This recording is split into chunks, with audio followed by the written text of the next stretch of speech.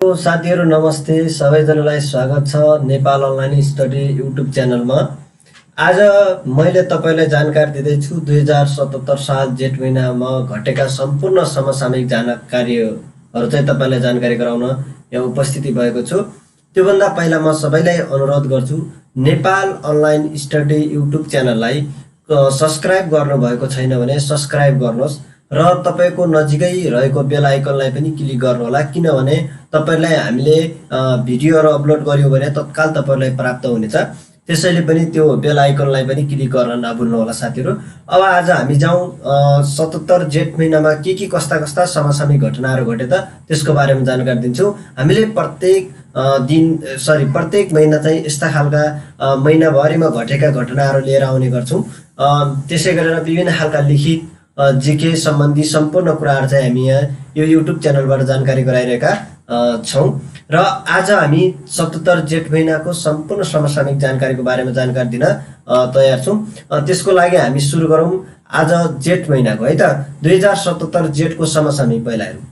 अब हेरौं त यतातिर चाहिँ गते यता घटना छ जेठ 2 गते। सुरुमा हेरौं जेठ 2 गते। जेठ 2 गते के भयो भने सरकारको नीति तथा कार्यक्रम संघीय संसदमा प्रस्तुत भएको है। सरकारको नीति तथा कार्यक्रम संघीय संसदमा प्रस्तुत भएको थियो। मैले यो नीति तथा कार्यक्रम सम्बन्धी एउटा भिडियो बनाएर पनि अपलोड गरेको छु साथीहरु, त्यो हेर्नु भएको छैन भने हेर्नु होला। यहाँ आइकनमा पनि देखाएको छ भने त्यसै गरेर मैले डिस्क्रिप्सनमा पनि यसको चाहिँ लिंक छोड्दिएको छु, त्यहाँ गएर पनि हेर्न सक्नुहुन्छ। सरकारको नीति तथा कार्यक्रम सम्बन्धी महत्त्वपूर्ण कुराहरु चाहिँ समेटेर एउटा भिडियो पनि बनाइदिएको छु, त्यो पनि हेर्नु होला। त्यही भएर जेठ 2 गते सरकारको नीति तथा कार्यक्रम संघीय संसद प्रस्तुत भएको। अनि त्यसै गरेर जेठ 3 गते कोरोनाबाट नेपालमा पहिलो व्यक्तिको मृत्यु भएको थियो है। कोरोनाबाट चाहिँ नेपालमा पहिलो व्यक्तिको मृत्यु भएको थियो।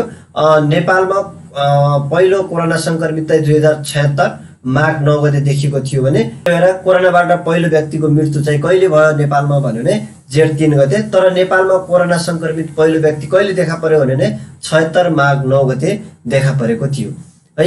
अब यसै गरेर हामी जाउँ जेठ 5 गते। जेठ 5 गते के भयो भने लिम्पिया धुरा लिपुलेख र कालापानी समेटेर नेपालको नयाँ नक्सा मन्त्री परिषद स्वीकृति गरी राजपत्रमा प्रकाशित गरिएको थियो। साथीहरु यहाँ नजकिनु होला, म यसपछि पनि भन्ने छु। जेठ 5 गते नेपालको राजपत्रमा प्रकाशित भएको नेपालको नयाँ नक्सा है लिम्पिया धुरा लिपुलेख र कालापानी समेटेर भने।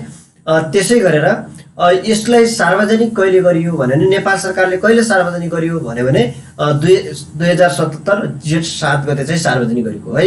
त्यही भएर 5 गते चाहिँ यो राजपत्रमा प्रकाशित भई स्वीकृति गरेर राजपत्रमा प्रकाशित गरेको थियो। यसअघि भारतले सन् 2019 नोभेम्बर 2 मा उक्त भूभाग समेटेर नक्सा जारी गरेको थियो है। अनि विक्रम सम्वत 2032 सालमा पहिलो पटक नेपालको आधिकारिक नक्सा जारी गरेको भने 49 सालमा दोस्रो पटक नक्सा जारी गरेको थियो। यो मैले तपाईलाई जानकारी गराएँ। अनि अर्को कुरा जेठ 5 गते नै अर्को समसामयिक एकदम महत्त्वपूर्ण घटना के घट्यो भने राणा थारूहरूलाई आदिवासी जनजातिमा समावेश गरिएको। राणा थारूहरूलाई चाहिँ आदिवासी जनजातिमा समावेश गरेर राजपत्रमा प्रकाशित गरेको थियो जेठ 5 गते। अब यो सँगै नेपालमा आदिवासी जनजातिको संख्या कति पुग्यो? 60 पुग्यो। पहिला 59 थियो, राणा थारूलाई पनि समेटेपछि 60 जाति पुग्यो छ, आदिवासी जनजाति पुग्यो छ। राणा थारू 60औं आदिवासी जनजाति हो। अनि योलाई हेर्नुस् है, राणा थारूलाई चाहिँ नेपाल सरकार मन्त्री परिषदले 76 माघ 20 गते यो निर्णय गरेको थियो। यिनीहरूलाई आदिवासी जनजातिमा समावेश गर्ने भनेर चाहिँ नेपाल सरकारले कहिले निर्णय गर्यो भने 76 माघ 20 गते गरेको थियो। तर यिनीहरूलाई राजपत्रमा कहिले प्रकाशित गर्यो भने 2077 जेठ 5 गते राजपत्रमा प्रकाशित गरी 60औं जनजाति भित्र चाहिँ यिनीहरूलाई समेटेको छ। अब नेपालमा जम्मा 60 वटा जनजाति हुनेछन् र 125 जाति मध्ये है। अर्को छ जेठ 6 गते सरकारको नीति तथा कार्यक्रम बहुमतले पारित भनेपछि जेठ 2 गते संघीय संसद प्रस्तुत गरेको थियो सरकारको नीति तथा कार्यक्रम। जेठ 6 गते के गर्यो त बहुमतले पारित गर्यो है, संसदबाट पारित गरेको थियो। अब अगाडि जाउँ 2077 जेठको समसामयिक अझै हामी कर्मशै छौं। जेठ 7 गते के भयो त नयाँ नक्सा सार्वजनिक गरेको।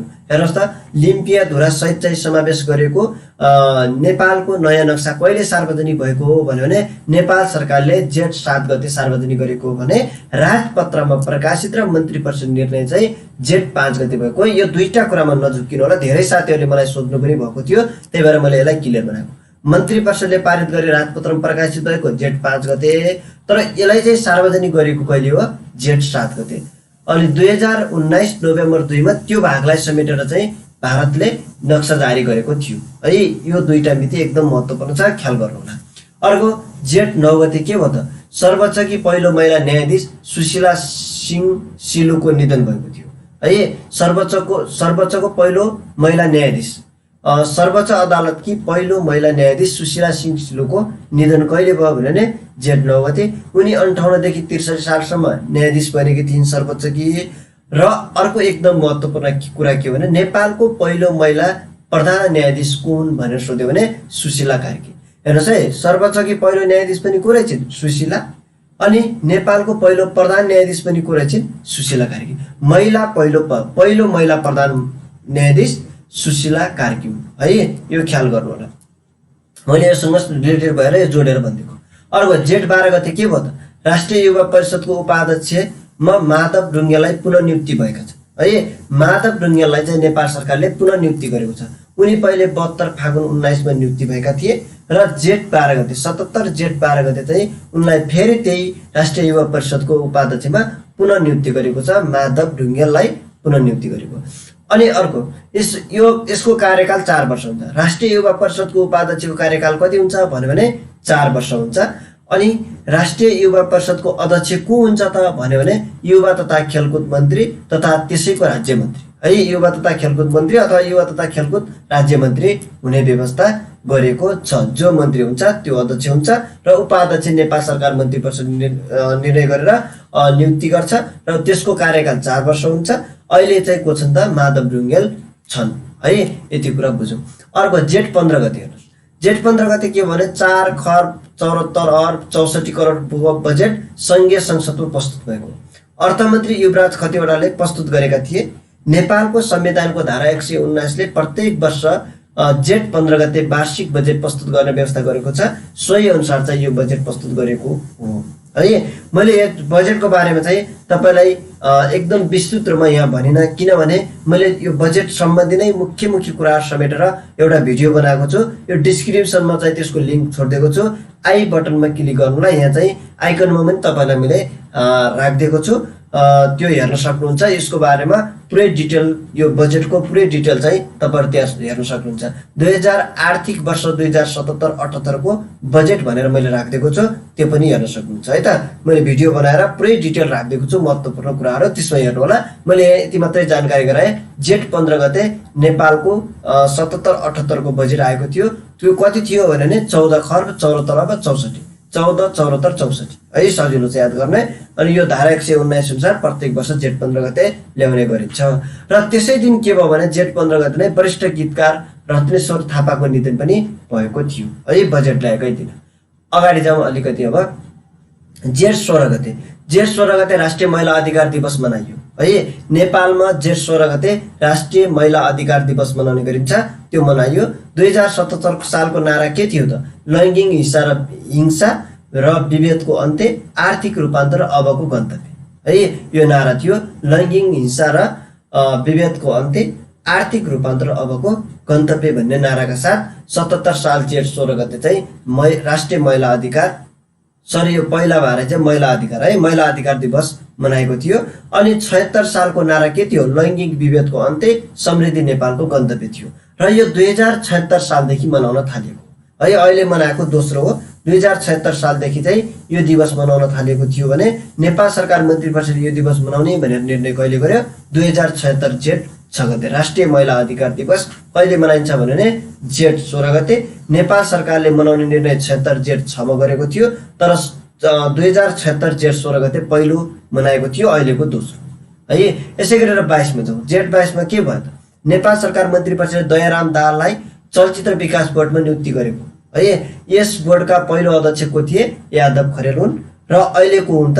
अहिले तत्काल चाहिँ जेठ 2077 जेठ 22 गते दयाराम दाहाल, द सम्झिनुहोस्। हेर्नु त, दयाराम दाहाल, द सम्झिनु होला है त। दलाई चलचित्र विकास बोर्डमा नियुक्ति गरेको छ।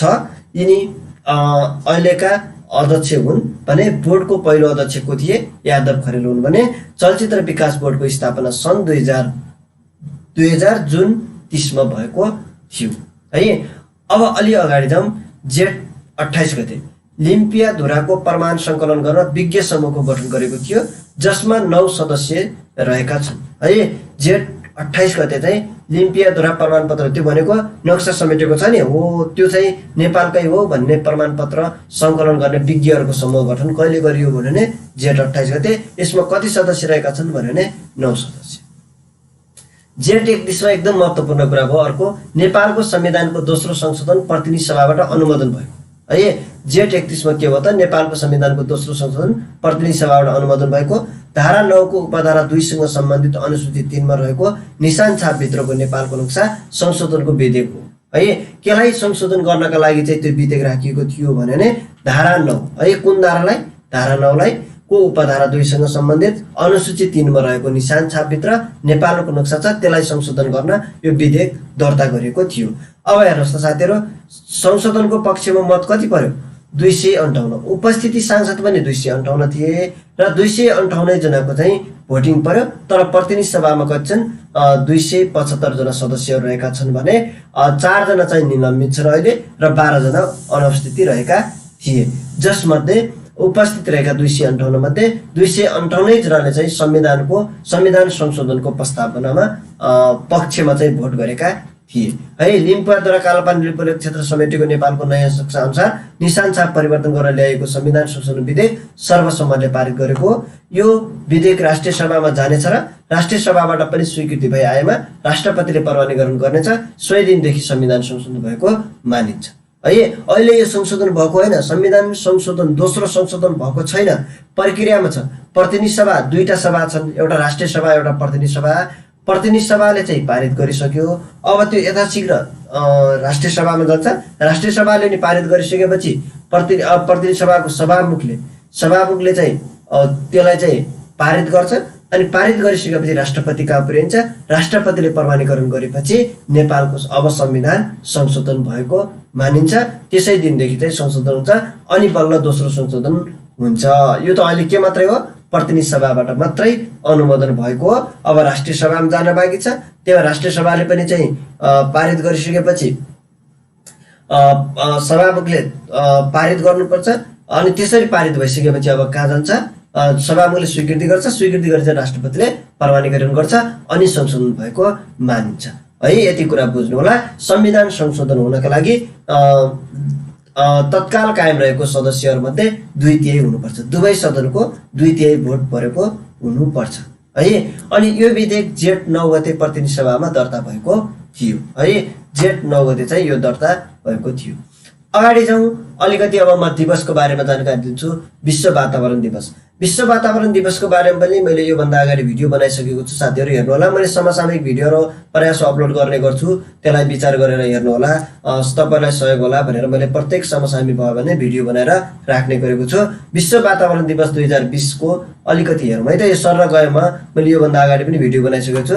विश्व वातावरण दिवस कहिले मनाइन्छ भने प्रत्येक वर्ष जुन 5 गते मनाइन्छ। यस वर्षको नारा के थियो भने सेलिब्रेट बायोडाइभर्सिटी थियो। अनि आयोजक राष्ट्र कोलम्बियाले जर्मनीसँग पार्टनरसिप गरेर गरेको थियो। त्यसै गरेर नेपालको नारा चाहिँ सुरक्षित जीवनका लागि जैविक विविधता भन्ने रहेको थियो। 2019 को नारा बीट एयर पोल्युसन भन्ने रहेको थियो। यो सन् 2072 मा संयुक्त राष्ट्रको साधारण सभाले विश्वमा हरेक वर्ष जुन 5 मा यो दिवस मनाउने घोषणा गरेको थियो। पहिलो पटक 74 मा मनाएको थियो भने पहिलो दिवसको नारा के थियो? ओन्ली वान अर्थ रहेको थियो। पहिलो आयोजक राष्ट्र चाहिँ अमेरिका थियो है। यो दिवस के गरिन्छ? संयुक्त राष्ट्रसङ्घीय वातावरण कार्यक्रम UNEP को आह्वानमा मनाउने गरिन्छ। अनि स्विडेनको स्टकहोममा भएको पहिलो वातावरण सम्बन्धी सम्मेलन त्यही सम्मेलनले पारित गरेको थियो। त्यो सम्मेलन 72 मा भएको थियो है। मैले धेरै टाइम दिइनँ किनभने अगाडि नै भिडियो बनाएको भएर। अगाडि जाउँ। जैविक विविधता दिवस। जैविक विविधता दिवस कहिले मनाइन्छ? मनाउने दिन कहिले हो? मे 22 मा। जैविक विविधता दिवस मे 22 मा मनाइन्छ। यस वर्षको नारा के थियो? Our solution are in nature है। Our solution are in nature भन्ने नारा रहेको थियो। 2019 को नारा के थियो? Our biodiversity our food our health है। Our biodiversity our food our health, तीनटा कुरा BFH है। बायोडाइभर्सिटी, फुड र हेल्थ, हाम्रो जैव विविधता, हाम्रो खाना र हाम्रो स्वास्थ्य। अर्को, यो दिवस सन् 1993 देखि मनाउन थालिएको, सुरुमा डिसेम्बर 29 मा मनाउँदै आएकोमा सन् 2000 देखि मे 22 मा मनाउन थालिएको। बुझ्नुभयो नि? यो पहिला 1993 देखि मनाउन थालिएको, डिसेम्बर 29 मा पहिला मनाउने गरिन्थ्यो, तर मे 22 मा नै कहिलेदेखि मनाउन थालियो भने सन् 2000 मा देखियो। तर जैविक विविधता दिवस कहिलेदेखि मनाउन थालिएको भने 1993 देखि। बुझ्नुभयो नि? जैविक विविधता दिवस मनाउन कहिले सुरु गरिएको भने 1993 देखि थालिएको। सुरुमा कहिले मनाइन्थ्यो भने डिसेम्बर 29 मा, र अहिले 2000 देखि मे 22 मा मनाउन थाल्यो। मे 22 मा कहिलेदेखि मनाउन थालिएको भने यो 2000 देखि है मे 22 मा मनाउन थाल्यो। अर्को दिवस रहेको छ विश्व रक्तदान दिवस। कहिले मनाइन्छ यो भन्यो भने जुन 14 मा मनाउने गरिन्छ। विश्व रक्तदान दिवस कहिले मनाइन्छ? जुन 14 मा मनाइन्छ। त्यसै गरेर 2020 को थीम के रहेको छ? Save blood save life, save blood save life है। अनि यसको स्लोगन के रहेको छ त?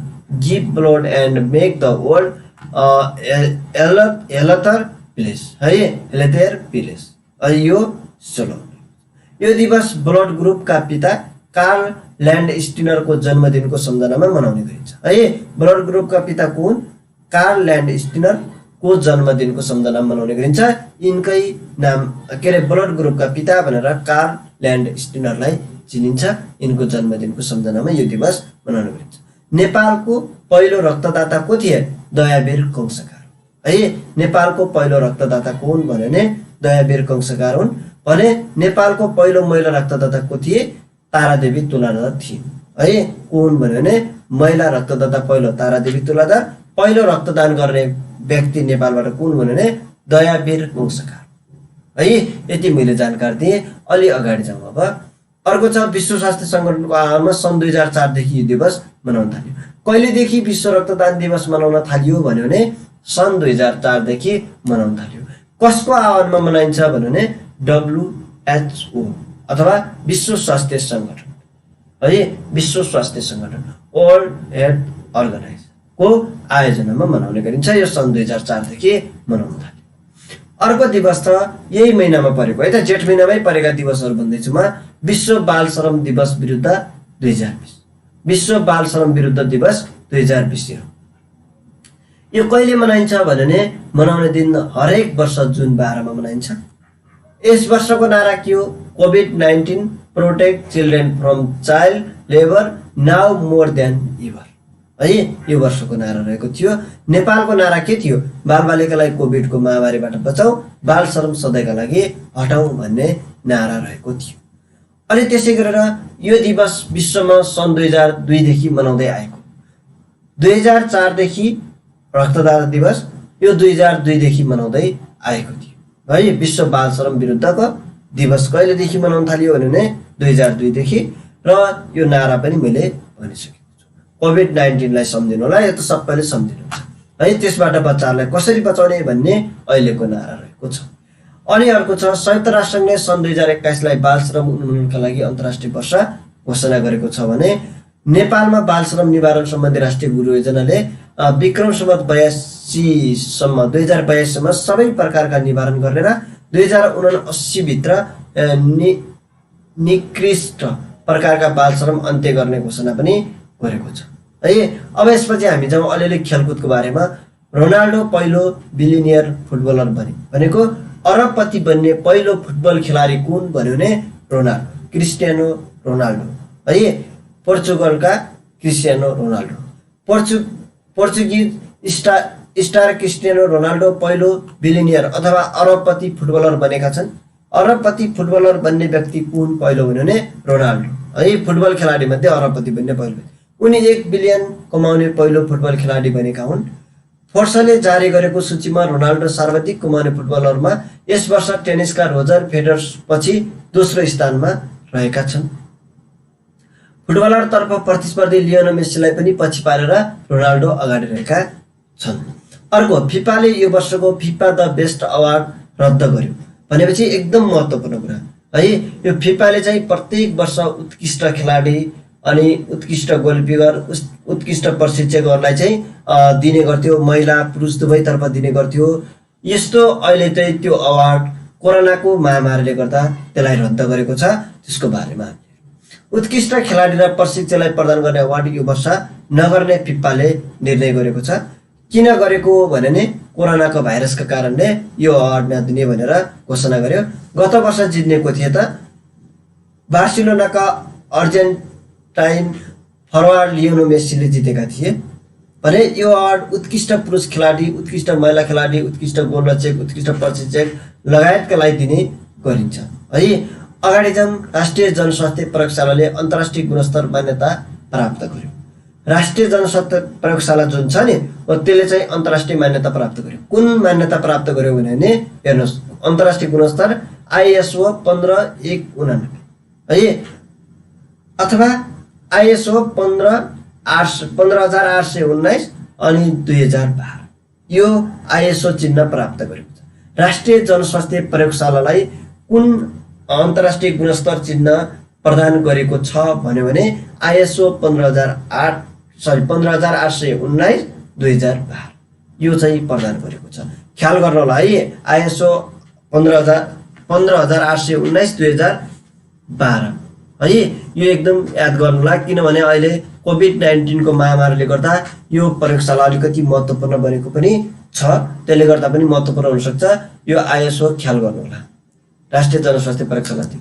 अन्तर्राष्ट्रिय गुणस्तर प्रमाणीकरण दिवसको अवसरमा नेपाल स्थित गुणस्तर मापन शाखा कार्यालयले राष्ट्रिय जनस्वास्थ्य प्रयोगशालाकी निर्देशक डाक्टर रुना झालाई हस्तान्तरण गरेको हो।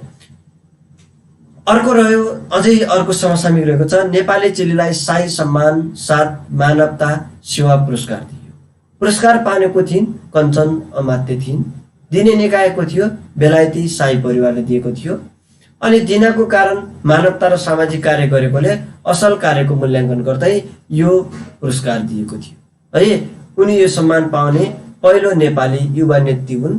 गत वर्ष 19 मा अमात्य डायना अवार्ड रोल अफ अनरबाट समेत सम्मानित भइसकेकी थिइन् है।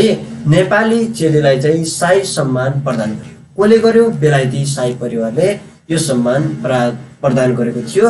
नेपालबाट सम्मानित हुने चेलीको रहेछन् कञ्चन अमात्य है। अगाडि जाउँ अलिकति। अब उक्त पुरस्कार अमात्य सहित 19 देशका व्यक्तिलाई पनि दिइएको थियो भन्ने कुरा गर्यो। विश्वकै सबैभन्दा होचो व्यक्तिको मान्यता। अहिले सबैभन्दा विश्वकै होचो व्यक्ति को हुन् त? अब त्यसको बारेमा हामीले अलिकति जानकारी राख्यौँ। कसलाई पाए अथवा को भयो त? कोलम्बियाका एडुआर्डो हर्नान्डेज है। एडुआर्डो हर्नान्डेज है। INH भनेर पढ्नुहोस् है। इन भनेर पढे पनि हुन्छ के? इनवार्निडो भनेको इन भन्नुहोस्। इन भनेको भित्र सानो है। कोलम्बियाका इन भनेर पढ्नुहोस् त। एडुआर्डो हर्नान्डेज ठिक लाउने त हो नि, त्यतिको पढेपछि पनि लाउन सक्नुहुन्छ।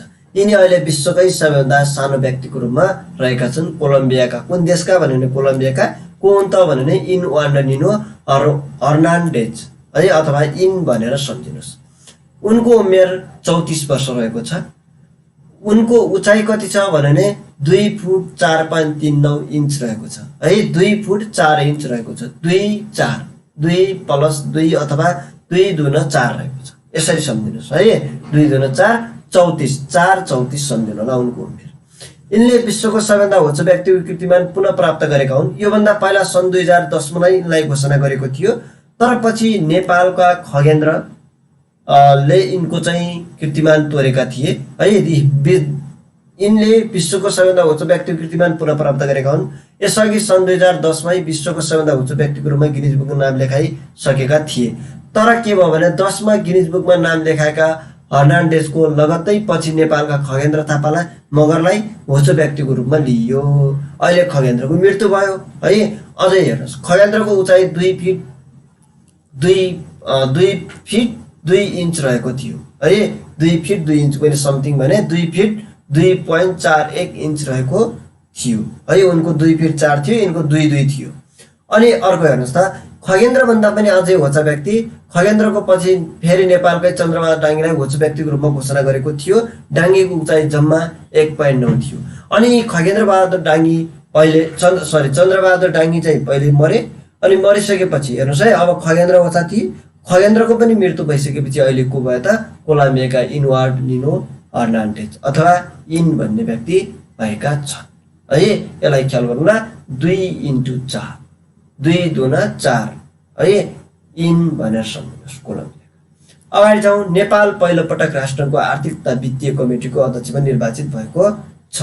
हेर्नुहोस् है, नेपाल आर्थिक तथा वित्तीय कमिटीको अध्यक्षमा पहिलो पटक निर्वाचित भएको छ। नेपालका तर्फबाट राष्ट्रसङ्घका लागि नेपाल नियोगका स्थायी प्रतिनिधि अमृत खालिङ राई सर्वसम्मतिले निर्वाचित भएका हुन्। महासभामा 6वटा मुख्य कमिटीहरू रहेका हुन्छन्। त्यो मध्येको सबैभन्दा महत्त्वपूर्ण कमिटीको रूपमा यो रहेको छ है। महासभाकै एउटा कमिटी हो त्यो है। त्यो कमिटी मध्येका 6वटा मध्ये 6वटा रहेका हुन्छन् भने त्यो मध्येको यो एउटा महत्त्वपूर्ण अर्को कमिटी रहेको छ। अनि योले हेर्नुहोस् है, यो कमिटीले के काम गर्छ भन्यो भने अल्प विकसित देशले सामना गर्ने समस्या, विकास, गरिबी उन्मूलन, व्यापार विकासका लागि विश्वव्यापीकरण, अन्तर्राष्ट्रिय वित्तीय प्रणाली, विकासका लागि सूचना तथा प्रविधि, जलवायु परिवर्तन समेत यस कमिटीले हेर्ने गर्छ, यस्ता कामहरू गर्ने गर्छ है। यो कुरा मैले तपाईँलाई जानकारी गराएँ। अब अगाडि जाऊँ। एकदम महत्त्वपूर्ण 2टा कुरा मैले भन्छु, यहाँ तपाईँलाई देखाइसकेको छु। निजी रकेट अमेरिकाले अन्तरिक्षमा पठायो, एउटा एकदम महत्त्वपूर्ण कुरा। अहिलेसम्म कुनै पनि देशले अन्तरिक्षमा निजी रकेट अन्तरिक्षमा पठाएका थिएनन् भने निजी क्षेत्रबाट पहिलो पटक अन्तरिक्षमा पठाउने देश कुन हो भने अमेरिका। तर अन्तरिक्षमा पठाउँदा रुस हो, तर निजी क्षेत्रबाट चाहिँ रकेट पठाउने अन्तरिक्षमा पठाउने भनेको अमेरिका हो। पठायो कहिले भन्यो भने 2020 जुन 2 मा पठाएको थियो।